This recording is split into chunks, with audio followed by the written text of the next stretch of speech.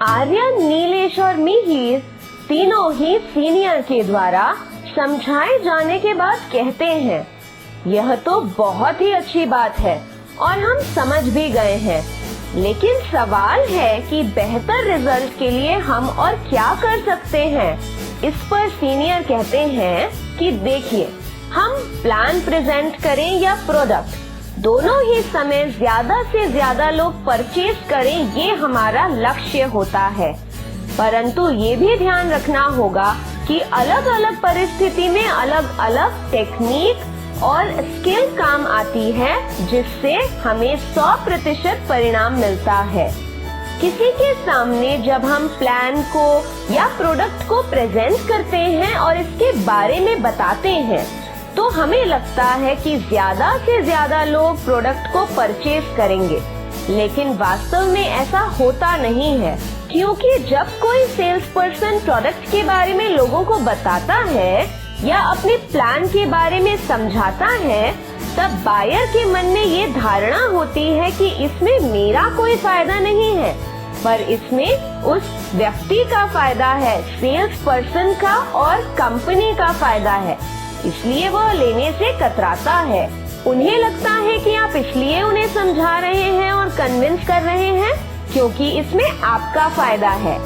यह पहला तकनीक है जिसमें आप बताने और समझाने पर ध्यान देते हैं। समझाने का दूसरा तरीका है जब आप समझाने के साथ टूल्स का भी उपयोग करते हैं।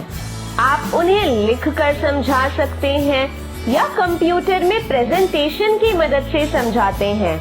कई परिस्थितियों में आप अपना प्रोडक्ट डिस्प्ले कर भी उन्हें समझा सकते हैं।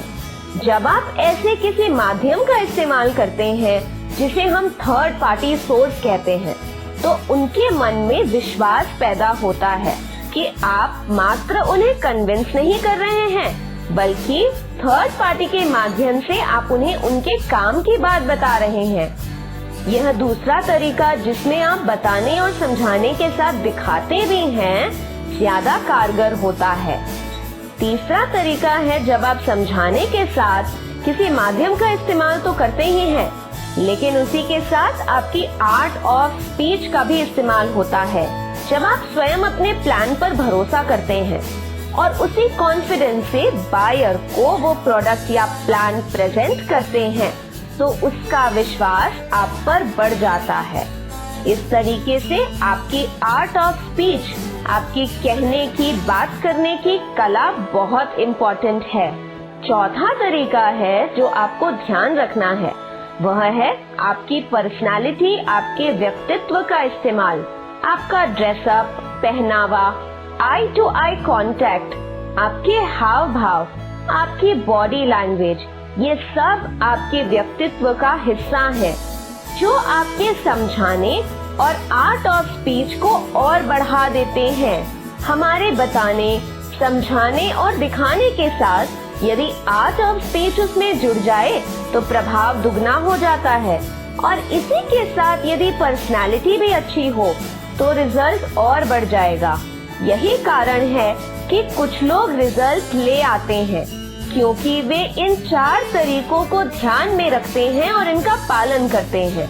लेकिन वहीं कुछ लोग केवल बताते और समझाते रह जाते हैं और रिजल्ट नहीं ला पाते हैं।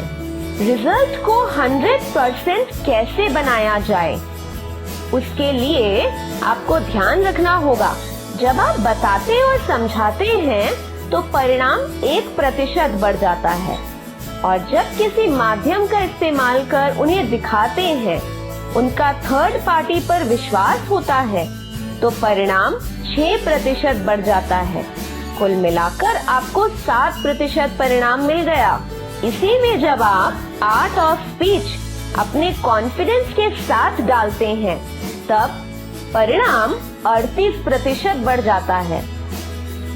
कुल मिलाकर 45% परिणाम आपको मिलता है।